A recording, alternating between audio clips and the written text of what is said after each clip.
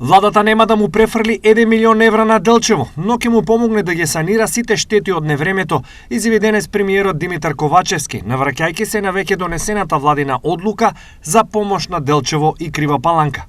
Без разлика колку е, државата е тука да помогне, тоа не значи дека ќе бидат префрлени милион евра некаде, туку ние имаме и институции кои што се составни делови на владата, кои што можат да интервенираат во такви случаеви.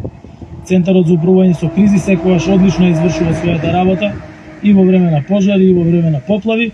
Истото тоа го прават и другите институции, а тука сега ќе работат институциите кои што се задолжени за поправка на патиштата. Според Ковачевски, сега одлуката треба да се имплементира од страна на општина Делчево, јавното претпријатие Македонија пат и државни патишта на Македонија.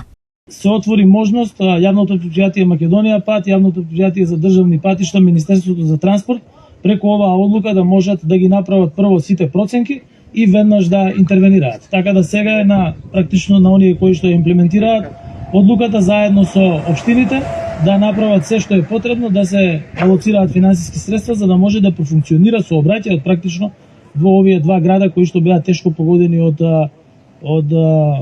дождовите кои што ги имаше во изминатиот период.